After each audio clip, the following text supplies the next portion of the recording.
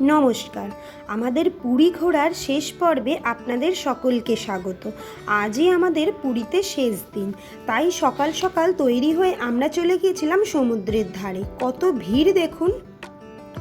এরপর ঠান্ডা কিছুর জন্য আমরা ডাবের জল নিয়ে নিয়েছিলাম।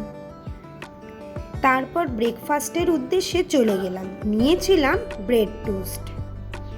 তারপর আমরা দুজনে রেডি হয়ে চলে গেলাম সমুদ্র স্নানে। ওই যে বড়মশাই নেমে পড়েছে। এরপর আমরা রওনা দিলাম জগন্নাথ দেবের মাসির বাড়ির উদ্দেশ্যে। যদিও মাসির বাড়িতে কিন্তু আমাদের ঢোকা হয়নি, কারণ 2020 সালের করোনার পর থেকে জগন্নাথ দেবের মাসির বাড়ি সারা বছরই বন্ধ থাকে। শুধুমাত্র রথের সময় সোজা রথ থেকে উল্টো রথ অবধি 7 দিন এই জগন্নাথ দেবের মাসির বাড়ির দরজা সকলের জন্য খোলা হয়, বাকি সারা বছর বন্ধ থাকে।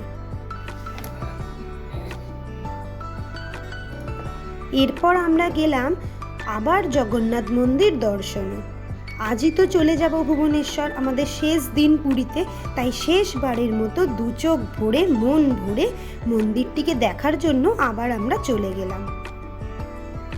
বেশ কিছুক্ষণ ছিলাম সেখানে, ঘোরাঘুরি করে মন্দির দর্শন করে তারপর আমরা এসেছিলাম পুরী ঘোরার অন্যতম আকর্ষণ, যেটা ছাড়া পুরী ঘোরা অসম্পূর্ণ, এই যে পুরীর বিখ্যাত খাজা। তারপর আমরা রেডি হয়ে চলে গেলাম সমুদ্রের ধারে সেই মেলায়, সন্ধেবেলার সেই মেলায়।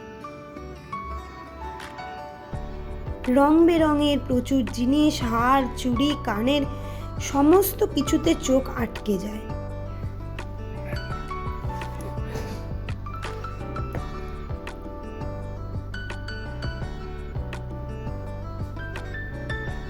এই মেলাটি হচ্ছে পুরীর সন্ধেবেলার একটি বিখ্যাত আকর্ষণ।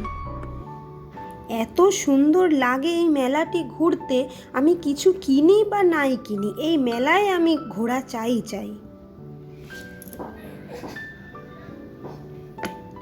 এরপর আমরা গেলাম ওই যে লাল লাল মাছ ভাজার দোকানে। দেখুন কি সুন্দর, এই দেখুন সমুদ্রের ধারে কি সুন্দর একটি ভোলে বাবার মূর্তি করে রেখেছে কেউ। পরদিন সকালে আমরা রওনা দিলাম আমাদের বাড়ির উদ্দেশ্যে, মানে ভুবনেশ্বরের উদ্দেশ্যে। 2 দিনের ছুটি আমাদের শেষ, এবার আমাদের ফিরতে হবে বাড়ি। শেষবারের মতো সমুদ্রটাকে দেখে নিলাম 2 চোখ ভরে। আবার কবে আসবো জানি না। দেখুন ভুবনেশ্বর 67 কিলোমিটার। এই পুরী থেকে ভুবনেশ্বর যাওয়ার রাস্তাটা এত সুন্দর যে 2 চোখ ভরে যায় যেতে যেতে। দেখতে দেখতে আমরা চলে এলাম ভুবনেশ্বর। তো আজকের ভিডিও এই পর্যন্তই। ভালো লাগলে ভিডিওটি লাইক করে একটি কমেন্ট করে দেবেন, সঙ্গে থাকবেন। ধন্যবাদ।